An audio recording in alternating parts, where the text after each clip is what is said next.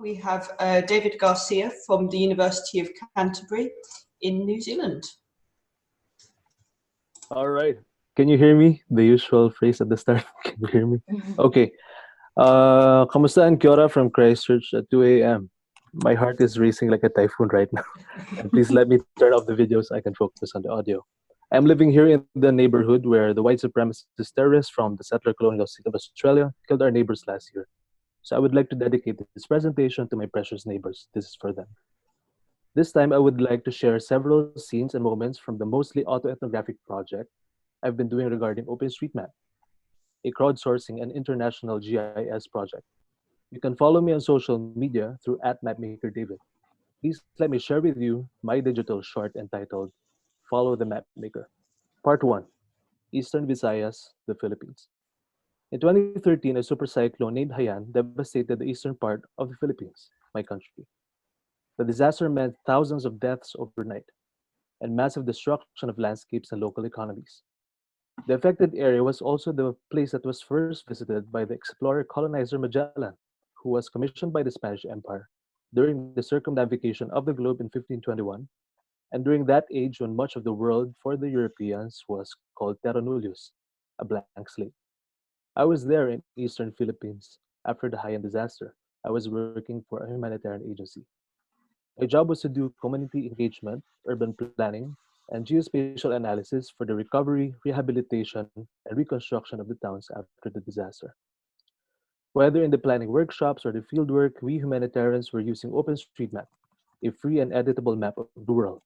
It is often called the Wikipedia of maps, and the project started in London in 2004. Because of the Haiyan disaster, volunteers were tracing roads, waterways, buildings, villages, and islands that were destroyed. During one of the workshops with a senior humanitarian, while the crowdsourced maps were around, he said that the disaster is an opportunity for the locals because the place has become, I quote, a blank slate. Part 2, London. Years later, I was in a humanitarian mapping hackathon in London, in a geomatics department where I studied using a UK government scholarship. Volunteers were tracing buildings to help make maps for humanitarian operations in Africa. I sat there at the back of the room, greeting colleagues and saying hello to my friends in the crisis mapping and geospatial sector. The mapping hackathons, also known as mapathons, gave a lot of meaning to both the professional humanitarians and volunteers, and I saw the joy in their faces. I also shared my experience about how OpenStreetMap was very important in my humanitarian work in the Philippines. In the front of the mapathon room was a manager of a geospatial project in Africa. The geospatial humanitarian was showing how maps were very useful in assisting in local community development. Lots of clicks around. The officer was emphasizing the importance of having maps in identifying the needs for water, power, housing, livelihood, etc. The humanitarian said, I quote, "You need to help because there is nothing there." Part 3, Wellington. I've moved to Aotearoa, New Zealand for a PhD, and have been trying to become a better member of the open geospatial community and data community in Oceania. Last year, I was invited to another mapping hackathon in a geospatial government agency to help map an island in the Pacific. Once again, I told them about my story in the Philippines about OpenStreetMap. The task was to trace buildings in a Pacific island that was susceptible to geological and meteorological hazards, also climate change. After my talk, I went around the room to assist the volunteers, who were geospatial professionals in using OpenStreetMap editor. One of the volunteers was spanning over the satellite image tiles and noticed lush forests in that island in the Pacific. I quote, "There is nothing there," said the volunteer. Part 4, Heidelberg. In a dinner with other mapmakers in Heidelberg, we were catching up on the latest about our lives and our work history. We've come so far since Haiyan. Some of us worked odd jobs before we became mapmakers. Others had formal training in geography and GIS. It was a very warm summer evening in the city where Jose Rizal was finishing his novel that inspired the Philippine Revolution against the Spanish Empire more than 100 years ago. It was a very meaningful night for me too, having come so far from the Manila slum, where I lived for 7 years while studying geography, cartography, and spatial planning. I was there finally in Heidelberg, in Germany for the State of the Map Conference, the annual global conference for and by the OpenStreetMap volunteers and supporters. During the dinner with map makers, I was sharing the same story that I shared in London and Wellington. I also told them my story about how I came from the slums, from so-called nothing. Also, we were talking about complaints regarding the data quality issues in humanitarian mapping. The criticisms are valid.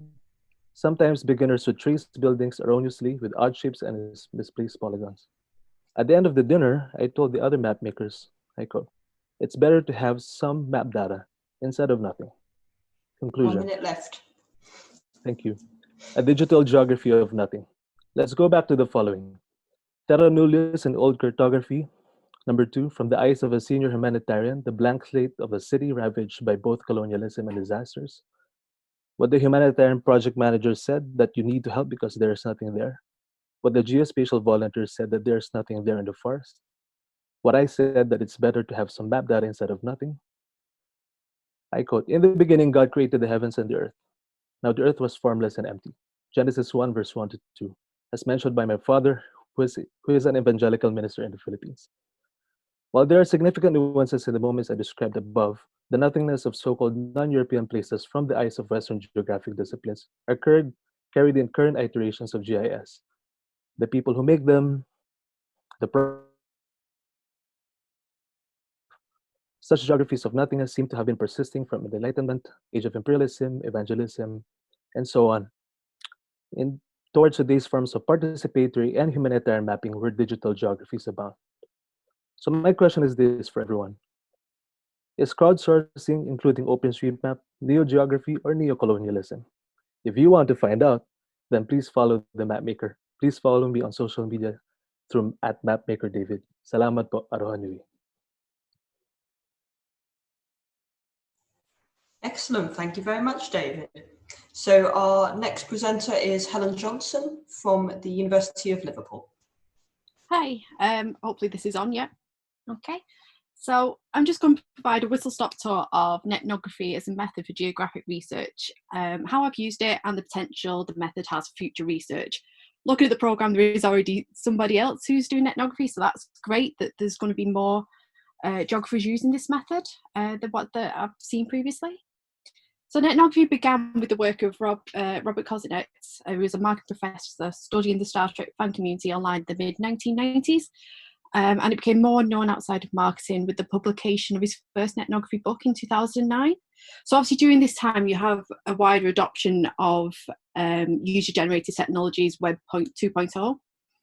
So as researchers want to know not what is happening online, but how people are also using the online space. So what's good about netnography is that it's a qualitative method, which is really important because, as we've seen with a lot of digital methods, going more quant-based with big data. So netnography provides a way to uncover depth in digital data. But what is important to mention here that netnography isn't just ethnography online. What's essential to netnography is the embracing of digital technology, and I describe it as a digital native method. It relies on digital traces, the memes, the likes, the sharing, the in-jokes, the click to buy button, etc. Netnographers study conversation, interactions and exchanges that occur not just through text, but through a myriad of other digital interactions. This is our data, and importantly, we are part of the field and dependent on the study, are actively encouraged to interact with those who are digitally around us. So as an example, in my research, which is interdisciplinary, it's economic geography and organisational studies. I questioned geographic research that suggested that creative clusters were the primary or desired way for communities to develop. In particular, the lived everyday experience, not necessarily the product or economically driven knowledge sharing. So I started with Twitter and LinkedIn for video game creators. However, LinkedIn was no good for this particular project, and I abandoned LinkedIn pretty early on and focused solely on Twitter because the creators who were part of my study just weren't using LinkedIn, so I had nothing to write about. But yet Twitter was a hotbed of debates, arguments and support between creators. So how has netnography been used in geography to date? If you're interested, you cannot go wrong with the work of Oliver Ibbott, who I believe, but please correct me if I'm wrong, pioneered the use of netnography in geography.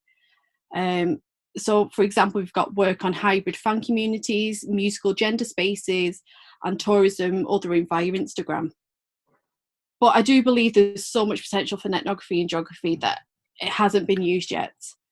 With its real strength, I believe in studying hybrid spaces, the intersection where digital and physical space intersects. Before my PhD, I was a social media assistant for a video game publisher, and I was working in Gamescom in Germany.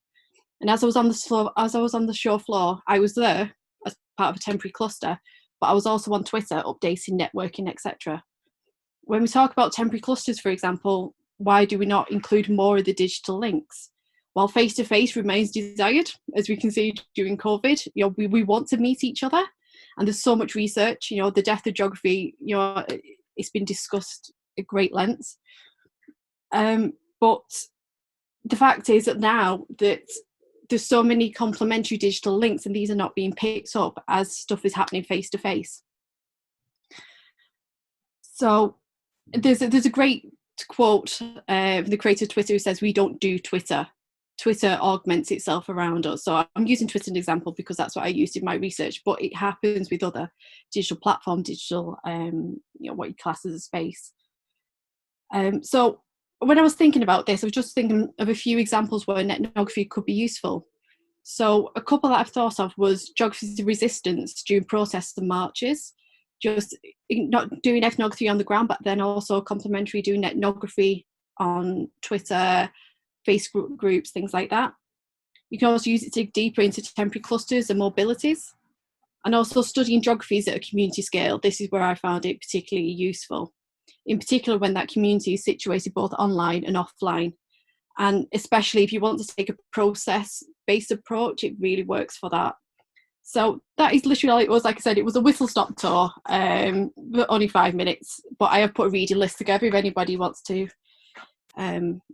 know a bit more or use it as a bit of a platform. Okay. Well, thank you. That sounds fantastic. Please share it. I'm sure there's many of us here that would love to know more. Cheers. Thank you. Thank you. So next up we have, sorry if I get your surname wrong, I'm not sure how to say it, but it's Dr. Specht. Yes, that's good. Yes!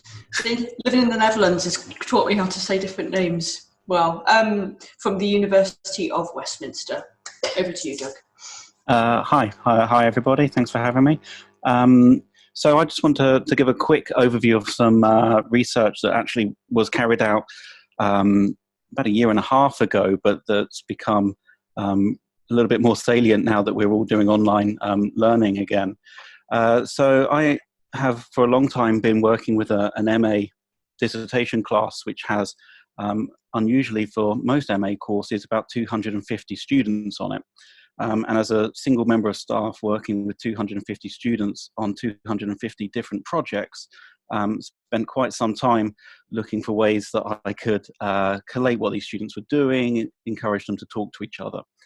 And I went through a huge amount of literature that told me that doing blogging was going to be the answer to all of my prayers and questions. So I think, are you running my slides, Hannah? We could have the next slide, that would be great. So we set up a blog for all of our students. They were collectively under the Creative Industries Management branch of what we teach at Westminster in our school. And the idea was that these students, through blogging, would create some sort of form, community of practice, that they would be able to share their ideas with each other, that they'd be able to comment on each other's ideas, and that they would build up over the course of around about 10 weeks of blogging each week their dissertation ideas and a level of critique. And that we as staff, principally myself, could pop in to this blog, see where students were up to and what was happening. And the literature was pretty clear that this was going to be a good activity. If we have a look at the next slide, we can see that, and this graph is reasonably useless as a piece of data, so don't get too excited about it. It looks very pretty, but it's reasonably useless. We surveyed the students before they started blogging about their dissertation. We surveyed them afterwards, and while there's a sort of general uptick in their abilities across the board, what we actually saw was the standard deviation grew quite significantly for most of the skills areas we looked at. So how better students were getting better, other students were being left behind. But there was this sort of general uptick. And if we have a look at the next slide, when we got to the end of the blogging exercise, oh, I'm sorry, I'm going to have to make you click for each quote on this slide, because you can just do all 4 of them if you like, bring them all up. When we surveyed the students, that's it. When we surveyed the students at the end of doing this blogging exercise, they said exactly what the literature says. They said that they really enjoyed sharing ideas. They said that they really liked reading other people's feedbacks. They loved seeing other people's blogs and getting that feedback.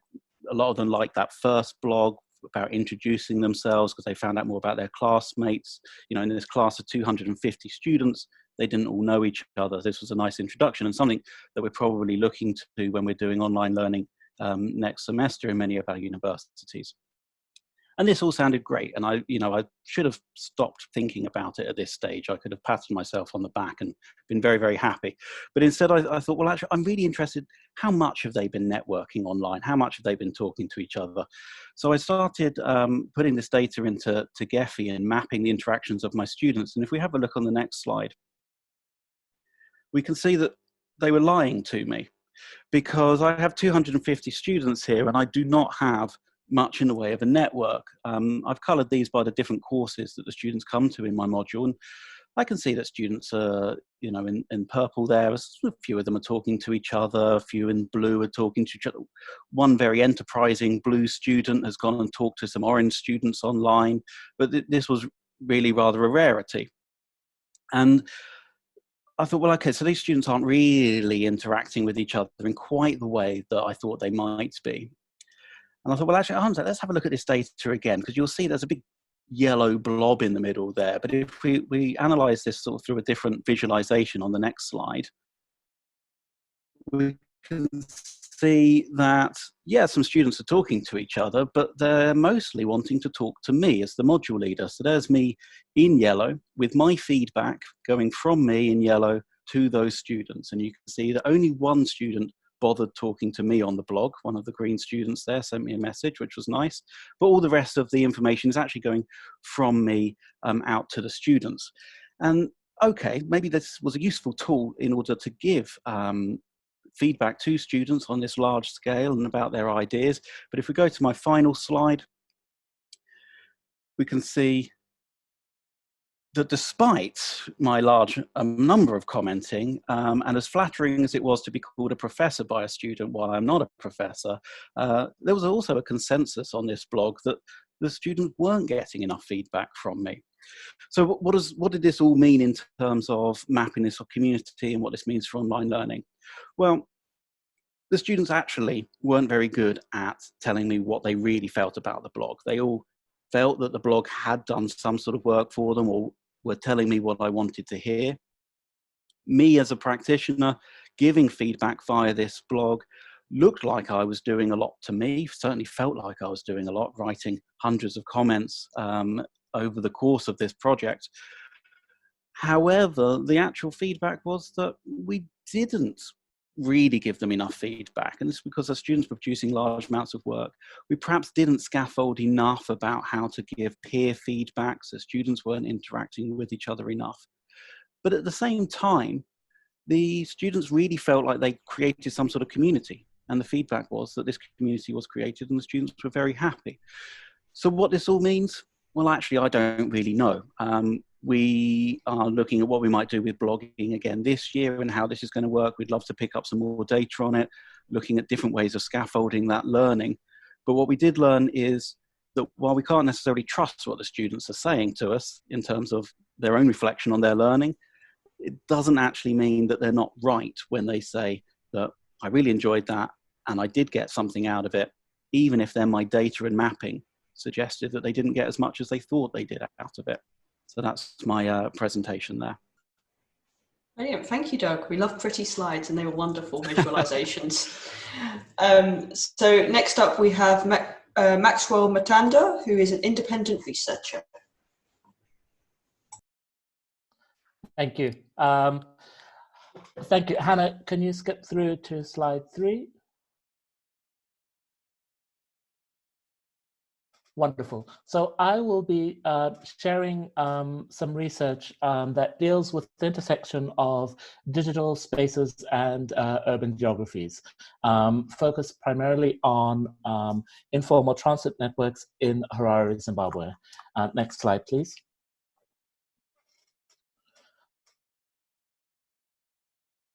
So before the 90s, most transit was state operated, a bus network that covered Harare with 1,200 buses with over 400 routes. Next slide. But currently, you have a lot of informal, independently operated commuter minibuses licensed through the state and local authorities, but lack any public-facing information or very much links with the 21st century city in the digital space. Next slide. And this is a video, Hannah, if you could play it. So this gives you an idea of the environment in which one is operating, wherein the city intersects with labor geographies and other economic geographies around the system of transit. So this just follows one minibus going into its route. Next slide, please. So what was very important in doing this work was understanding how this research intersects with the fact that the cost of data in Zimbabwe was ranked the most expensive in the world by 2019. Next slide. And how this intersects with the idea that Zimbabwe had a high mobile internet penetration, and within the English-speaking world, Zimbabweans are most engaged online than most other nations in the developing world. Next slide. And so, I mean, like most of Africa, since 2019, there have been significant investments in undersea cables. So the internet really does form a large part of how people work. But there is this divide. You can see how in this side by side, information from Cape Town on the left and Harare on the right shows the lack of digital information available, which really grew with the growth of platform urbanism, apps like Uber. Next slide. And so in forming this research, decided to take advantage of the high mobile penetration to use a third-party app, Transit One, to gather GTFS information and GIS data. USSD was considered, but Transit One had a lower threshold of engagement. It was free, it's open source, and most people have Android phones, which is how it worked. Next slide. So the research was designed to be participatory, following examples used by the Shack and Slum Dwellers International, SDI, to do community-engaged data enumeration, to generate socioeconomic and demographic profile in low-income settlements. And most of the users are coming from low-income settlements on the periphery of the city. Next slide. So this is a video that just shows the app in process. And the information that one can gather. So you can name the route destination, and other field notes, vehicle type, as well as take into consideration when passengers enter and exit a vehicle. Next slide. So it generates information which has quite a lot of data points. Next slide. But thankfully for me, also is visual. So in taking this visual information, next slide, we worked on some data visualization of this information. Next slide. 1 minute. In this video, it just shows how all the routes were mapped and how they all intersect within the center. Obviously, Harare is quite centralized in the concentric design. We can skip to the next slide, Hannah. So this is a view of the overall map, overlaid onto a map of Harare. Hannah's, you can go next slide as well, which zooms into the center of the city, showing the terminuses and how we numbered the routes with prefixes according to where they appeared on a map, using a clock to define those prefixes. So going from 1 to 12. Next slide. And then understanding where the routes intersected on the periphery and how the routes changed according to user information. And finally, next slide, Hannah. To summarize the research, using our network of volunteers, we're able to map 58 unique routes around the city, taking around 300 trips in total as a way to understand urban geographies using digital research methodologies. Thank you. Thank you very much, Maxwell. We love maps too. This is excellent. So next up, we have Jamie Halliwell from Manchester Metropolitan University. Guten Tag. No, I've said that completely wrong. I'll give up. Thanks, Tess. So I'm just going to talk to you a bit about one of my analysis chapters where I analyse how both Facebook and Twitter are used for practice and fandom in everyday life, but produce different and complex constructions of fan and sexual visibility.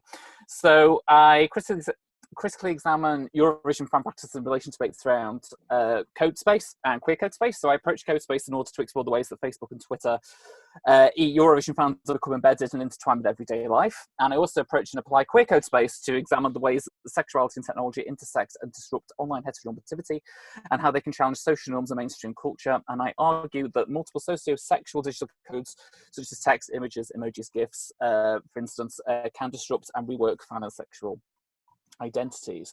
So I'll give you a bit of a very whistle-stop tour of my digital research methods. So in order to interrogate these issues, I deploy the social media platforms WhatsApp and Twitter as research tools of qualitative data analysis. So I used WhatsApp to create digital focus groups, and I have used the term group chats to align them alongside social media language. So group chats were appropriate as a data collection instrument, as Eurovision fans are dispersed globally and often use the internet and social media to engage with the contest. WhatsApp also provides opportunities to generate multidimensional data, such as text, emojis, images, videos, and GIFs that can be exported for analysis. There's also flexibility with using WhatsApp, useful for me being a part-time student. However, it was always difficult to distance myself from the research as the field site is always in my pocket, as potential data will be received in the form of notifications through my smartphone, so I can never really get away from it. In terms of Twitter, I also used an auto-netnography, just following on from what Helen was talking about before, approach for qualitative data analysis on my Twitter account. So this involves scrolling through my fan network on Twitter to explore the expression of sexuality through Eurovision fan practices. But however, from being a Eurovision fan myself that uses Twitter to practice Eurovision fandom, I've always felt compelled to conduct frequent data collection searches through my smartphone, as always altered the ways of how I practice my fandom more broadly.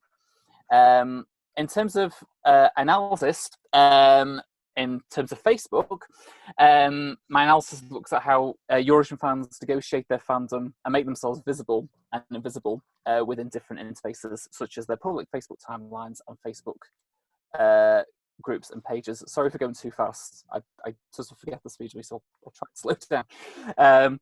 Fans identified how in Facebook groups, Eurovision Facebook groups, fans would shame each other based on their discussions, appearing internally homophobic as they identify themselves as dramatic or bitchy in their discussions. These codes of practices can challenge the dominant queerness of Eurovision, as they can reproduce and normalise gay male stereotypes and behaviour. Fans can implement their own socio-digital strategies and compartmentalising their fandom and its visibility. So, for example, one bisexual male fan explained to me how he would filter his content into two streams on the Facebook platform to different audiences. So one he would specify for Eurovision content and one for other aspects of his social life. So these associations, the associations of the contest with wider gay culture, just facilitate digital strategies for closeting Eurovision fandom on Facebook. In terms of Twitter, Eurovision fans like to use Twitter as it has a global audience reach and provides a certain level of anonymity to generate Eurovision networks, and also semi-anonymity. It provides escapism from the prescribed social networks, such as family and friends on Facebook. And Twitter can be used for socio-sexual networking between fans through the coding and coding of textual and visual representations that are associated with Eurovision, so through sharing of images, GIFs, videos, links, that kind of thing. So fans identified how they can break down identity categories in the platform as it provides feelings of ambiguity in expressing fandom sexual identity. Some pockets of Twitter Eurovision fandom centered on the networking of shared sexual desires by men towards male Eurovision musicians. But also in these tweets that fans would often hypersexualize and racialize stereotypes of, for example, one of the Azerbaijani participants in 2018, Chingiz, through images, and developing temporal networks through those forms of communication. So Eurovision fan practices on Twitter have characteristics of queer code space and reshaping, liberating sexual identity, but also simultaneously constrains these performances. So a bit of a wrap up, that Eurovision fans can negotiate and filter their fandom within social media interfaces and across them. The criticism of the Eurovision, its contestation as popular and some things countercultural associations with queerness can contribute to the strategies that fans deploy in regulating their fandom and sexual visibility. And Facebook and Twitter can simultaneously be liberating for Eurovision fans in terms of breaking down and queer and sexual identity categories, but it can also constrain their expression through sociosexual networking. And if Hannah goes on to the next slide, just to wrap up, there's just a few resources on this next slide of using digital research methods. So there's a paper up there that I've published recently regarding using social media research methods in teaching, and also a bit of a video clip, about 10-15, might be a bit longer actually, a video of me just talking about how I've used WhatsApp as a research method, and the last one is just an open source document about doing fieldwork that uses digital research methods, which might be useful to anybody. So thank you. Thank you, Jamie. Plenty of content there, thank you.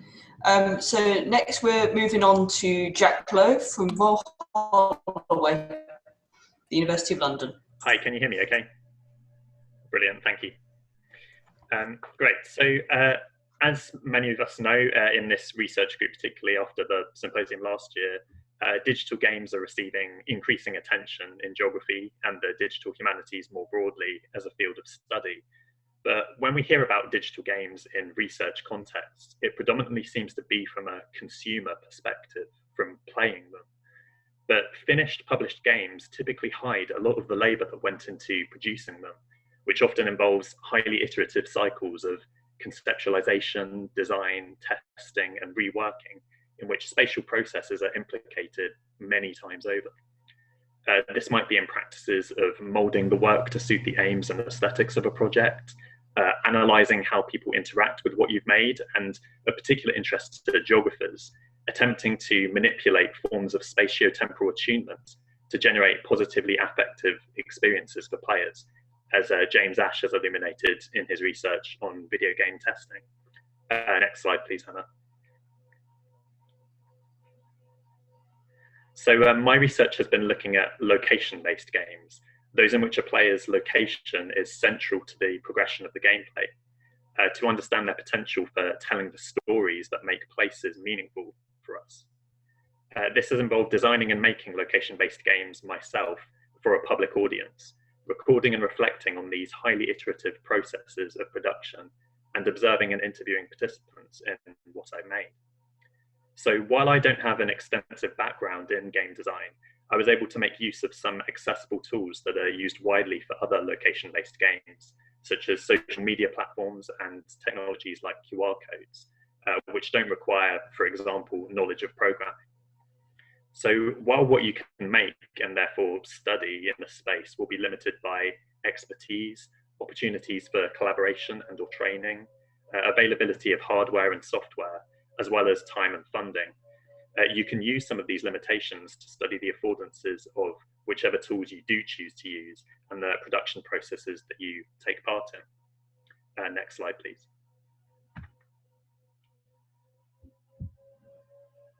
So in my case, in studying the relationship between navigation and narrative in location-based games, my research has been approaching navigation as a form of attunement between different forms of spatial information and the affordances of the platforms through which this information is encountered.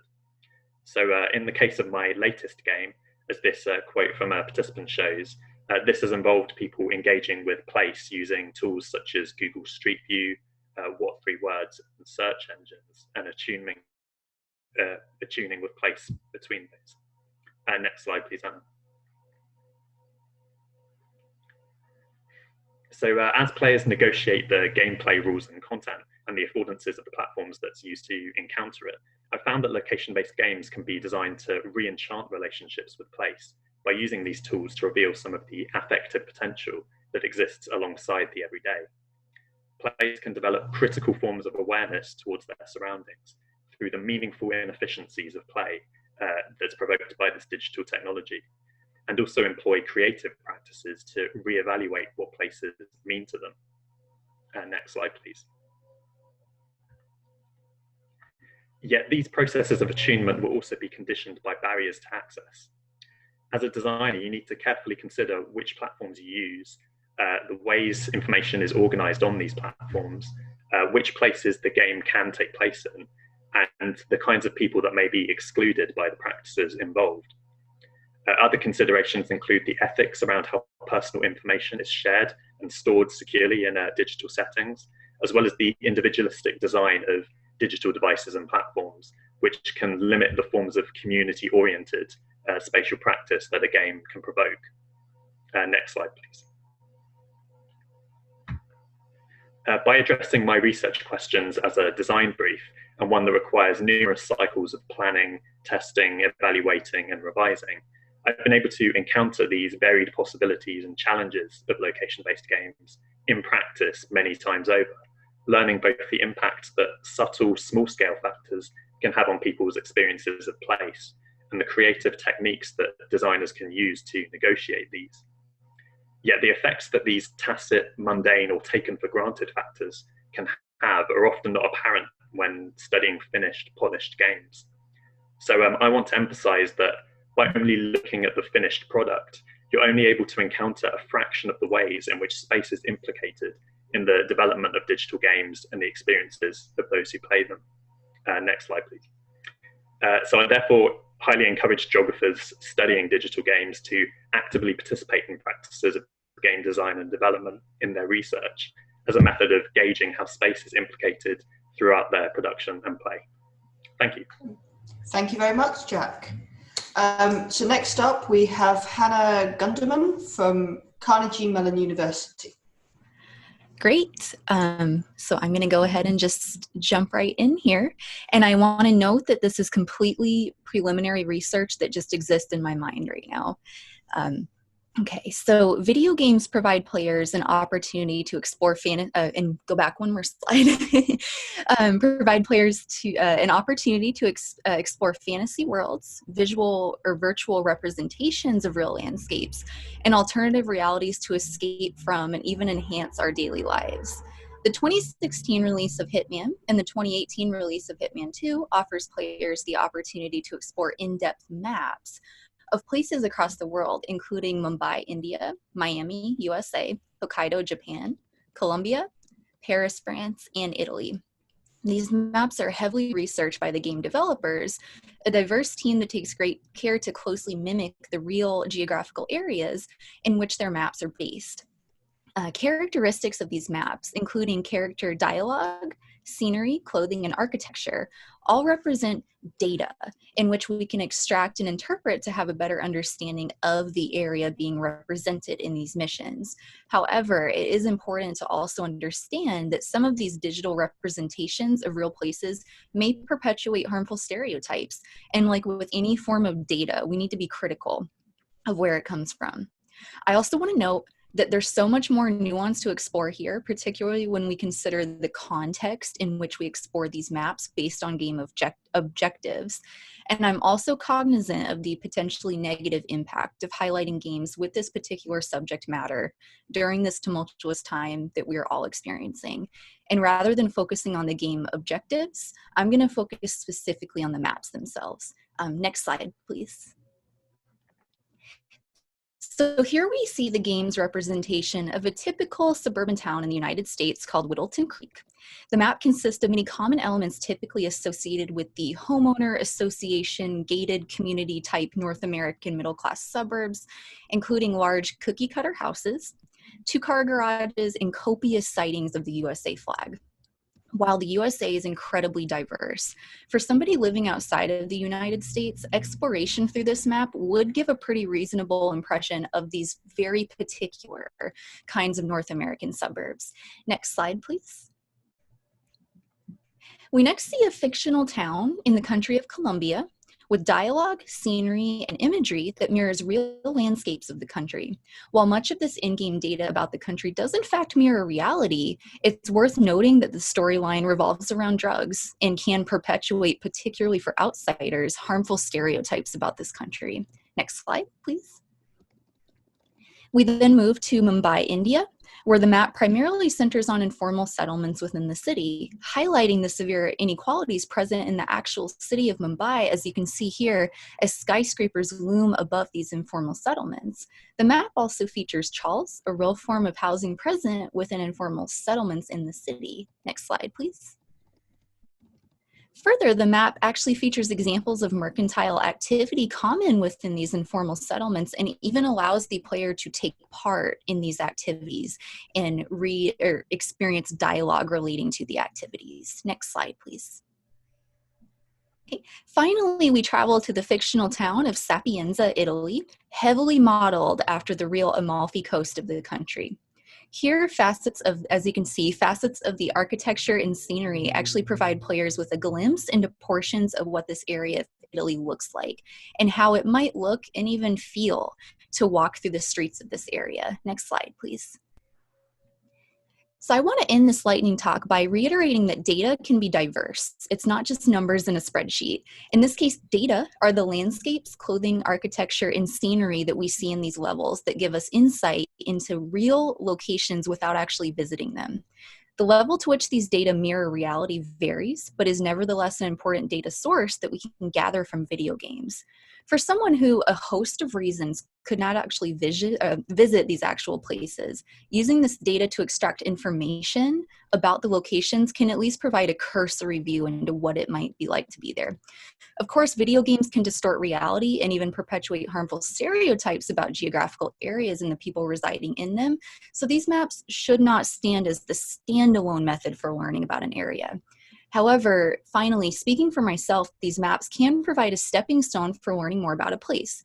For example, I've never traveled to Mumbai, but by playing the Mumbai level of the game and noticing the skyscrapers looming above the informal settlements, it inspired me to do research to learn more about the striking income inequalities present in the actual city. Thank you, and if anybody wants to collaborate on future versions of this research, please reach out to me. That was very interesting. Thank you very much, Hannah. So next up, we have Claire Cooper from Durham University. Thank you, everyone, for the opportunity to talk to you about my research, which looks at the analysis of the distribution of nature-based solutions today. Today, I'm going to briefly talk to you about the data, the method that I've used, and some of the challenges that I faced in analysing that data, and how I responded to these. And I'd love to get your feedback on this later on today in one of the breakout sessions. Can we have the next slide, please? So the data that I've used for analysis consists of binary indicators and textual commentaries from the Urban Nature Atlas, which is published by the Naturevation Project, which is what my PhD is part of, and quantitative indicators representing different aspects of quality of life, published by the Urban Audit with Eurostat. Data from these databases was used to create a multi-block data set consisting of approximately 50 groups of variables for over 100 cities. Can we just move to the next slide? So to explore the relationships between the groups and the individual variables themselves, I used a multivariate method known as multiple factor analysis in the Factor Miner package in our software, followed by hierarchical clustering. Now, to do this, multiple factor analysis performs, first of all, it performs a principal component analysis on the groups of variables. And then factors from the PCA are then used to weight the individual variables through a multiple correspondence analysis. This approach allows the researcher to examine relationships across the data set, allowing the overall structure to be evaluated while minimizing data loss. Can we just move to the next slide, please? So, however, one of the challenges with this work was how to remain attentive to critiques surrounding reductionism and the relationship between the data, the algorithms used in our software that I'm using, and the influence on the production of knowledge has been one of the main challenges of my work. To address this, I've treated the data like a living thing, remaining critically reflective throughout the whole analytical process.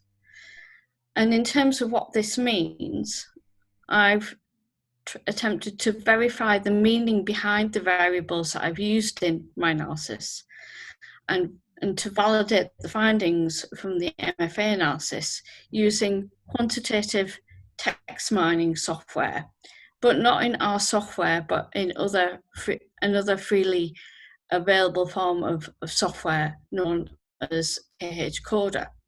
And I've used this to interpret the textual data and triangulate my results. Now, what's really interesting about this is whilst my work could be criticised for taking a reductionist approach, my findings have been actually consistent with those established by the wider research programme, which is focused on using qualitative approaches, particularly using participatory methods. So what I'd like today, if possible, one of the challenges that I have is I'm struggling in terms of how to kind of situate this in terms of writing up my PhD thesis. I'm struggling on whether or not I should classify this as a quantitative, a qualitative method, or a mixed method, or whether it should be mixed data. I'm not quite sure where it sits based on the literature that I'm reading. So if anyone has feedback on that, I'd love to hear it. And that's it from me. Thank you. Thank you very much. Super interesting again. Love this. So next up, we have Daisy Curtis from the University of Exeter. I'm Daisy. I'm a second year PhD student at Exeter, researching how people are making sense of 5G technology. This digital short is presented as a small vignette where I'll reflect upon using social media as a way to engage with my research topic and how it has changed over time. So when I began my PhD in 2018, many people weren't aware of what 5G was, and those that were didn't really know why it was relevant to geography. Next slide, please. So I began to use Twitter as a way to inform people about 5G and focus upon the geographical aspects of it. In practice, this meant quote tweeting the work of 5G trials and testbeds and news articles where 5G featured, with topics ranging from geopolitical tensions with Huawei and Meng Wanzhou's detention in Canada through to the launch of 5G in the UK and concerns about public safety. Over time, my Twitter account has become filled with documenting the development of 5G, which has become a form of archive that I've been able to draw upon whilst writing, as it provides an overview of how engagement with 5G in the media and on social media platforms have changed over time. Next slide, please. It has also meant that I'm able to present myself as someone who is knowledgeable about the developments of 5G, and I've been able to interact with people via Twitter and recruit them as interview participants. Recruitment has also been an important part of using social media and has occurred on LinkedIn, as many people involved in 5G use LinkedIn to document their work. Before the lockdown, LinkedIn was particularly useful as connections were formed prior to attending 5G conferences, which helped my data collection as in-person networking in industry spaces was far easier. However, this all occurred when 5G was a largely unfamiliar subject to many members of the public. Next slide, please. Since the lockdown, discussions about 5G and its safety have featured heavily throughout social media, and 5G coronavirus has trended on multiple occasions. With the mainstream becoming aware of the claimed connections between 5G and COVID-19, my engagement with social media has had to change. Twitter hashtags have provided a different window into people's views of 5G and people's views of 5G. It has also provided an insight into how social media platforms manage polarizing claims, and opponents of 5G navigate the efforts of these platforms to fact check them. Facebook shut down a few of the main national and international Stop 5G groups. YouTube and Twitter algorithms flagged some videos and tweets which spread fake news and began to ban users. This meant that Stop 5G campaigners have been careful in their language choice and how they document protests, and many have moved to social media platforms they view as less corrupt. For me, this has been a point of reflection on how public focus upon a research topic has changed my own engagement with it, especially as some people move to alternative social media platforms. I had to take the decision not to follow them there. Next slide, please. These uses of social media have been hugely beneficial for my research, providing opportunities to recruit participants and also learn about developments within the 5G world which I would have missed without social media engagement. However, it has also required careful negotiation, as referenced in a variety of discussions, including Hein 2000 and Belstop et al. 2012. I've had to constantly reflect on whether my presence on social media is appropriate, or whether my quote tweets could be polarizing. It has also meant that I've had to critically reflect on how social media has shaped my own understandings of 5G. Social media has been an incredibly useful way to engage with 5G, and it's been a dynamic process, changing over time, beginning as a way to establish 5G as a relevant research area, to becoming a tool through which to engage with how people are making sense of 5G technology. Thank you. Thank you very much, Daisy. So next up we have Adam Badger, who's talking on behalf of Kelly Howson, Alessio Bertolini and Mark Graham. Hannah, are you on the PowerPoint?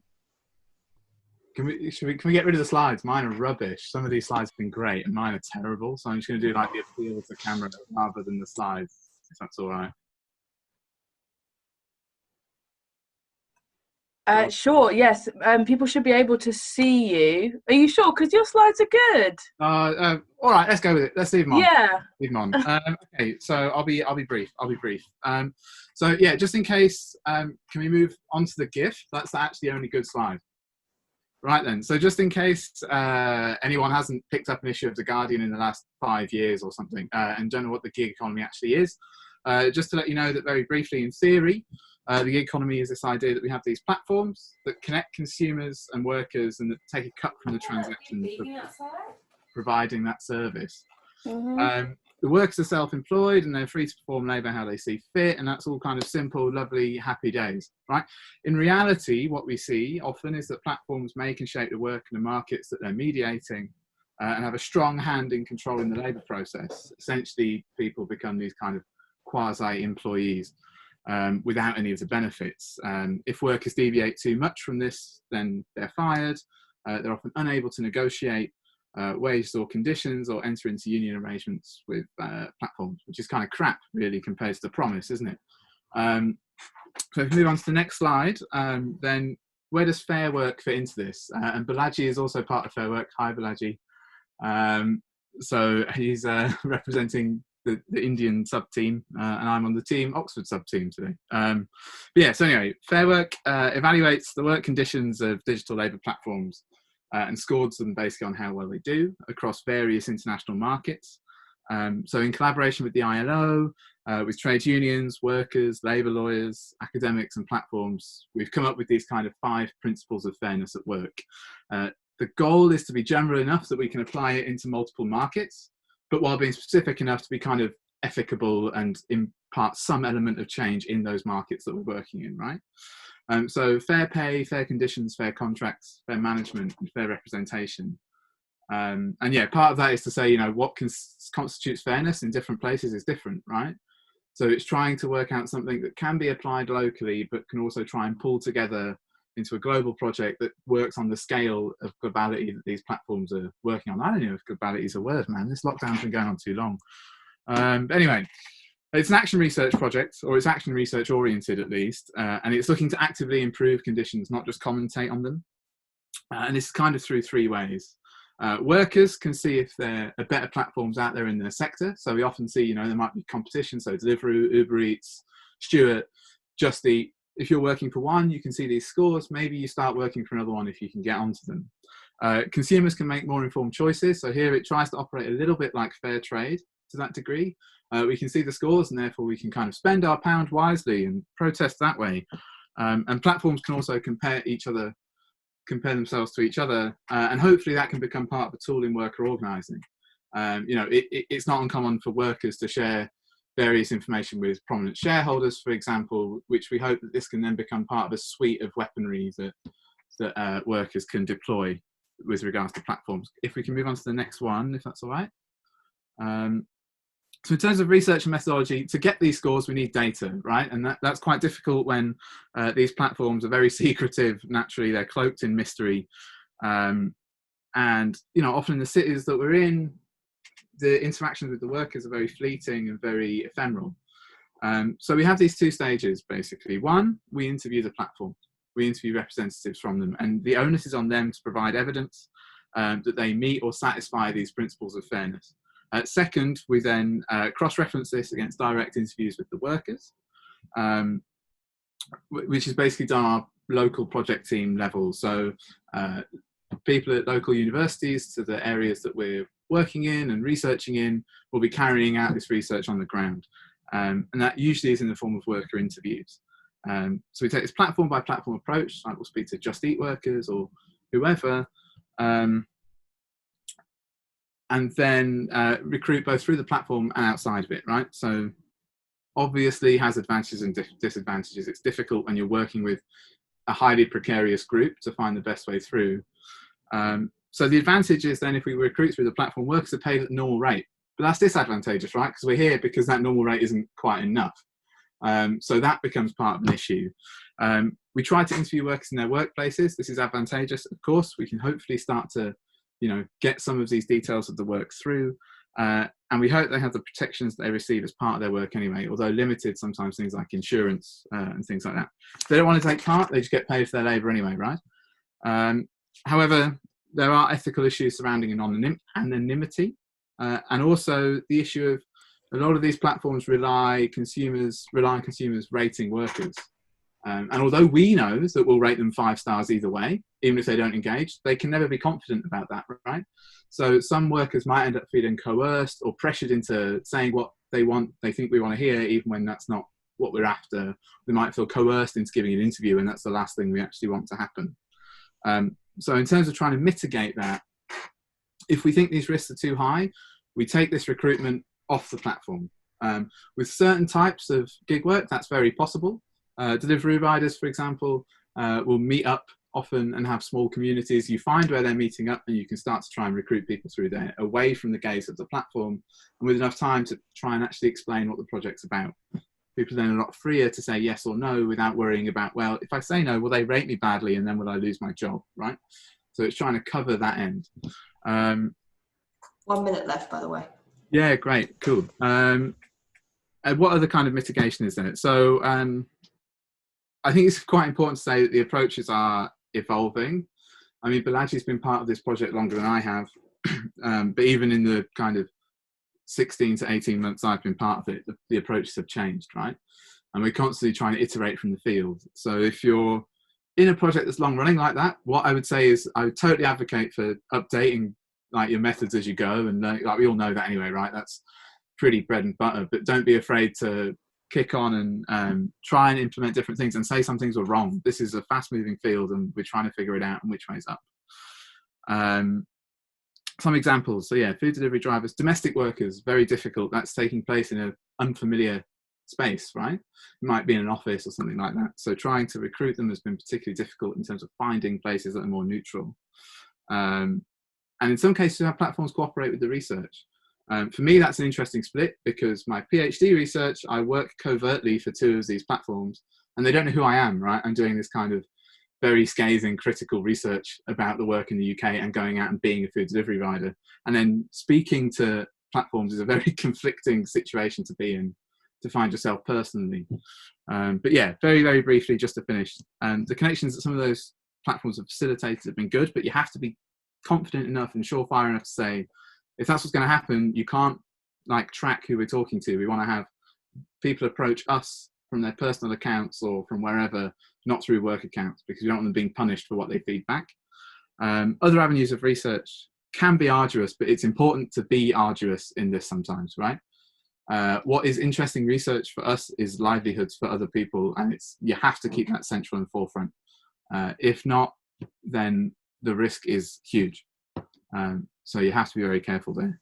And yeah, it's our responsibility to not only respond to these risks, but to actively try and anticipate them and make them less of an issue before they become one and before they manifest. But yeah, I hope that makes sense. Sorry, it was a bit quick. Super interesting. It made sense and very relevant at the current time. So thank you, Adam. No, thank you. Next up, we have Caitlin Hafferty from the Countryside and Research Institute of the University of Gloucestershire. I don't have slides. I've just kind of thrown it all on one. I hope that's okay. It saves you clicking through it. Just to provide a bit of background first, so I've got a background in environmental planning and geography, and I'm very broadly using mixed methods and interdisciplinary approaches in my PhD to explore digital tools for engaging public and stakeholder groups in environmental decision making. Primarily, so my original PhD, I'm very interested in participatory mapping and GIS. So very briefly, just before kind of understanding participation here is processes in planning or decision making where individuals, groups, organisations, etc. are involved in the decision making process, and often the aim of these is as kind of inclusive and collaborative as possible for the benefit of not only the people who you're including and also the organisations that are performing those activities. So my PhD before lockdown was looking at participatory GIS, mixed methods GIS technology, which geographic information systems, particularly geospatial technologies, which are capable of integrating qualitative data as part of a mixed methods approach. And then lockdown happened and my fieldwork was completely cancelled. So I've been adapting it recently to kind of adapt to the ongoing situation. So this is the first time I've actually presented this, so hopefully it all makes sense. So I've kind of gone completely towards looking at how different groups and organisations have been using digital tools during lockdown and beyond. So I thought that the pandemic kind of provides a really unique opportunity to look at who's using these technologies, what are they, what are their experiences, what are the barriers to their uptake, and how can this inform their appropriate use, or wider initiatives to inform their appropriate use. So my fieldwork now follows kind of 3 core stages. I've launched a survey very recently in the last couple of weeks, which just kind of looks at what tools different people are using. I just saw solidarity for fieldwork cancellations. I thought it'd be interesting to mention that bit. But the survey just looks at very broadly. So the survey is aimed at policymakers, practitioners, planning consultants, also researchers too, and I've had quite a nice response to that so far. We're just kind of looking at the mix of technologies that people have been using during lockdown to engage with publics and stakeholder groups, and how that kind of compares to what they were using before. And then from that survey, I've been recruiting people for a more in-depth conversation, more in-depth interview, which has been looking kind of in a bit more detail about who's included and excluded from the users of these digital technologies. So does it make it easier or harder? Does it make it harder or easier to reach kind of typically hard to reach groups, particularly those who might not have access to the internet? And then kind of I will be incorporating, so this is kind of, I need to think about this in later stages, but a big part of it is this use of geospatial information, which is kind of inherent to a lot of these technologies. So you've got commonplace and participator, which you can see there, and a lot of social media, which does use location data. So there's a big thing about, you know, the ethics and inclusivity of location data and how that's linked to things like privacy and security. So these interviews are ongoing at the moment. I was going to say my Twitter is there, my survey is pinned to my profile. Please do share it if you can. And I'm doing interviews kind of throughout this month and next. Kind of later stages, I'm really hoping to have some more maybe face-to-face interactions with people later in the year or next year to see how these approaches have changed, and actually, is there, I say optimum kind of tentatively here, but is there an optimum blend of using digital and face-to-face methods for participation? And what is that? You know, what methods are appropriate for doing what things and why? And it would also be kind of nice, I guess, to, from, you know, a research methods point of view, compare, you know, the fact that I'm doing my PhD 100% online now, maybe doing some observation and face-to-face techniques later on, and then look at the different kind of information that I'm getting. I will also kind of, Claire mentioned text mining and natural language processing. So that's what I'm going to be using on my interviews to look at broad themes in my interview data, and also do something called sentiment mining. So you can look at people's attitudes and positive and negative sentiment in text, and then possibly use that to inform more in-depth qualitative analysis of the text. But I haven't exactly pinned that down properly, so it'd be great to talk to Claire about the similar issues that we're having.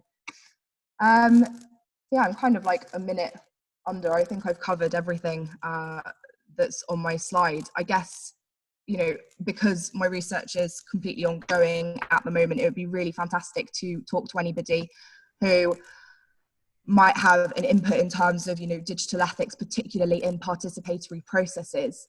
And I have used the environmental sector as a focus, but I have increasingly realized that people from multiple sectors and research as well are all having very similar experiences that might be transferable. So I'm very interested in hearing about that kind of thing as well. But yeah, I think that takes me to 5 minutes now. Perfect timing, thank you very much. And that's super interesting, and congratulations on your resilience during this time. It's really wonderful that you're able to work around it. So next up we have Katja Kufman, Christoph Schragenaz, Belinda Malknecht, and Tabea Bockhofer from the University of Innsbruck in Austria. Sorry about the names. Thank you, no problem. So hello everyone, thanks for having us. Next slide, please. I'd like to present the mobile method of mobile instant messaging interviews, the MIMIs, developed by a colleague of mine and me. The potential for qualitative methods to employ apps or smartphones is promising, especially for researching hard to reach contexts or vulnerable groups. However, apps and smartphones are until now mainly used in quantitative methods. In particular, mobile messenger apps such as WhatsApp that are deeply embedded in the lives of many people hold a high potential for conducting in situ research. This is where the MIMIs come into play. MIMIs capitalize both on users' permanent availability to their personal networks via mobile messengers and on the multitude of multimedia and communicative affordances that messenger apps offer. In this way, MIMIs give researchers access to users' everyday life in a unique and very immediate way. The idea of the MIMIs is to be a researcher in the pocket, to accompany a participant in a private chat in their favorite mobile messenger throughout the day and to interact and explore their daily life in situ together with them. The advantages are that the method is flexible, convenient, and personal to both the participant and the researcher. Also, the participant can freely decide what to share, which gives them agency. As they use the messenger in their daily lives anyway, they are often highly competent users and reliable in replying.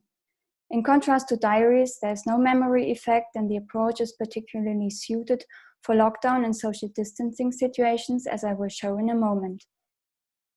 The disadvantages are that this one-to-one approach is very time-consuming and thus has a limited scalability. Commercial messengers like WhatsApp also have an unknown data security. For researchers, This ongoing personal connection might lead to a context collapse. Further, the researcher has less social control over the situation than in face-to-face interviews, for example. For participants, being researched in their favorite mobile messenger might be perceived as an intrusion, and they might also be not allowed to use their smartphones at all times, for example, at work or while driving. Next slide, please. We apply this MIMI approach in a current research project called Cove Identities that deals with the issue of how young adults are making their everyday spaces, identities, and futures during the COVID-19 pandemic.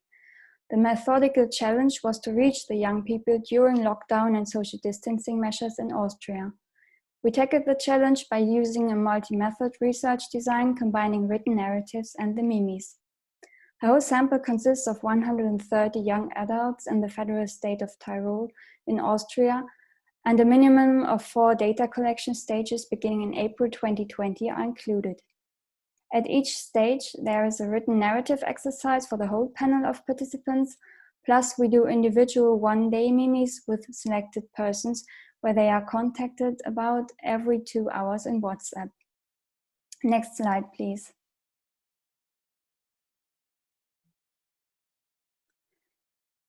To complete this digital short, I'd like to show you how MIMI data actually looks like. These are 2 examples from the latest round of data collection with pupils who have just completed their A-levels while lockdown measures were terminated. In the example on the left, the interviewer asks, "Hello, how is your day? What are you doing?" Participant, "Drinking coffee with a friend." She sends the snapshot 1 on the left. "I have a great day. I feel so relaxed because I can do things that are not related to school without having a bad conscience." Interviewer, "Are you happy that you can hang out in cafes again?"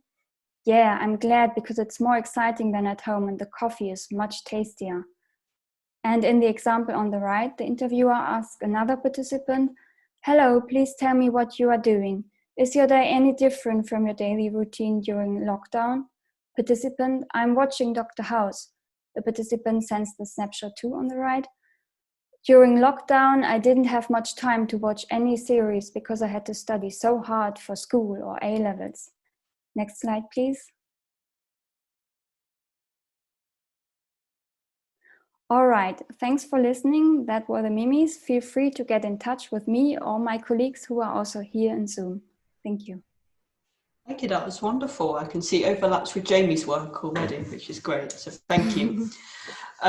Our final digital short of the day is from Hilary Faxon from Cornell or the University of California, Berkeley. Great. Hi, everyone. Thank you for having me. So I'm finishing up my PhD at Cornell actually this month, and I'll be starting at Berkeley next month as a postdoc in the Environmental Science Policy and Management Department.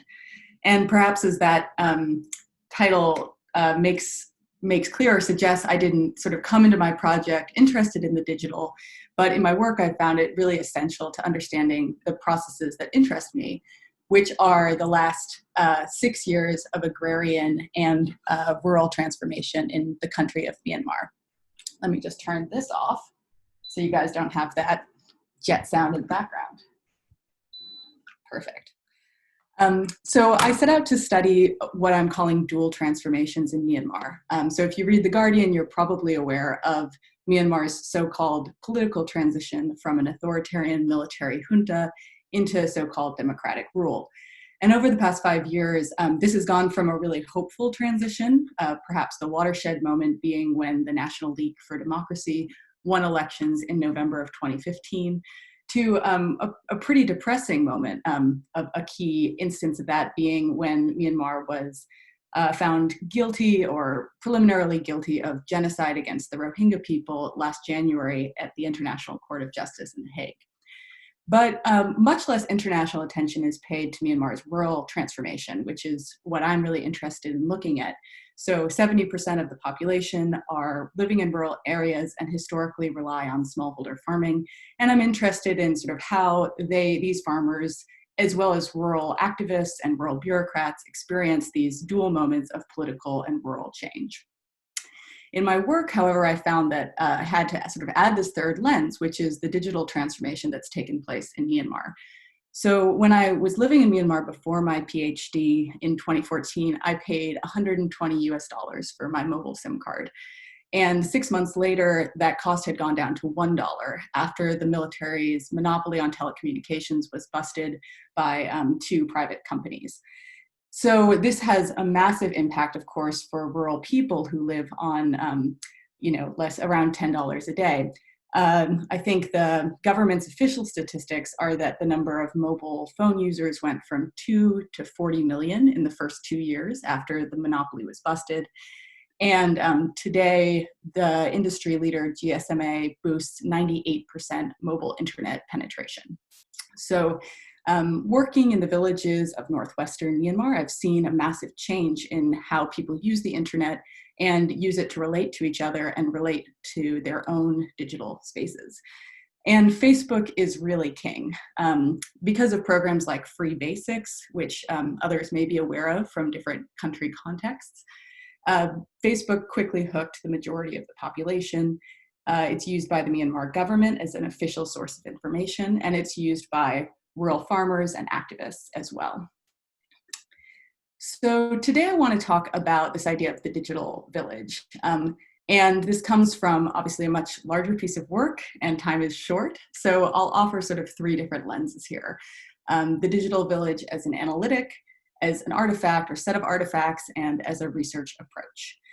So when I talk about the digital village in my work, analytically, what I'm looking to highlight is the entanglement of cyber and landscapes in these rural spaces of Myanmar.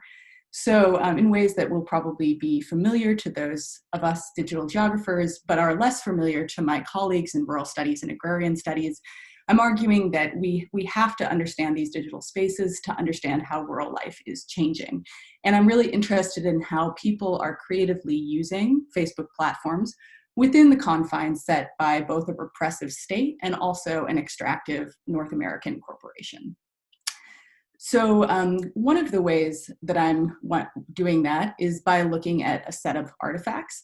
The most important of them is probably captured by the image in the middle, which are these village Facebook groups, where a village in Myanmar will get together and create a pretty active Facebook group to post information, both about what's happening in the village, but also for members of the village who might be working abroad in Malaysia, Singapore, or China to share back information with each other. So this village space at a time when farming is making up less of the national GDP and household incomes, and also at a time when fewer youth are interested in working and staying in the village full-time, these virtual village spaces are really key sort of modes of social and cultural reproduction. In particular, one of the key activities is highlighting remittances that are being sent back and being used for community development projects. And Myanmar has a really rich tradition of this sort of do-it-yourself community development after years of neglect by an authoritarian state. So I look at some of the ways in which these digital practices highlight and extend these older patterns of kotu kota, which is sort of translated to do-it-yourself development. So the images on either side, one of them is one of these subgroups.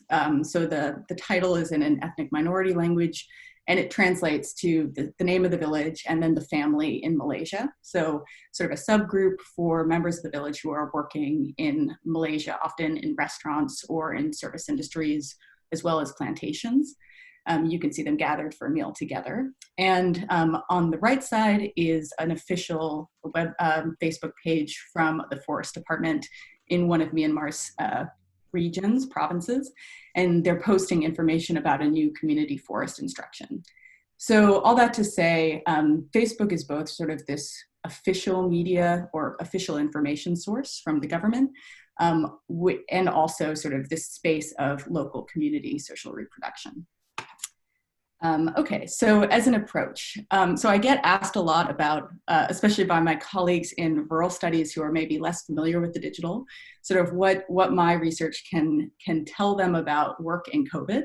And I've come to realize that this particular project is terrible in terms of pandemic methodologies. This project came out of about 3 years of living and working in these villages. So when I worked on these Facebook interviews, I spent a lot of time looking over people's shoulders in their homes and asking them about what they were posting and what it meant to them. I also did a content review after I was sort of allowed into some of these village groups with a research assistant, spending more time manually coding the type of content that appeared on village Facebook groups. But a lot of my time was spent doing sort of grounded in-person interviews and using these digital platforms to extend what I knew from daily life in the village. That being said, I'm thinking a little bit about some of the ways to extend this work, and it's been really exciting to hear some of the ways that other people are approaching these questions.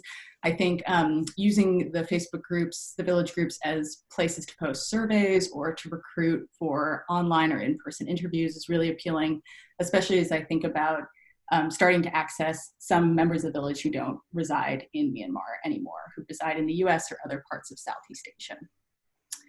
Okay, so that said, I guess one question I wanted to leave us with is to think about sort of the politics of working with and on Facebook platforms at this moment.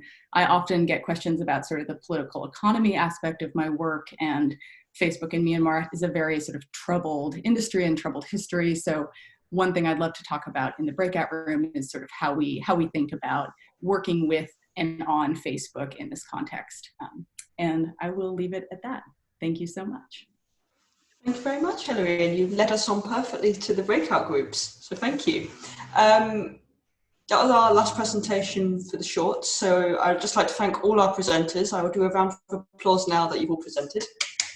Bravo, they were really excellent, and they're just always so novel and seen such resilience from everyone. So well done all.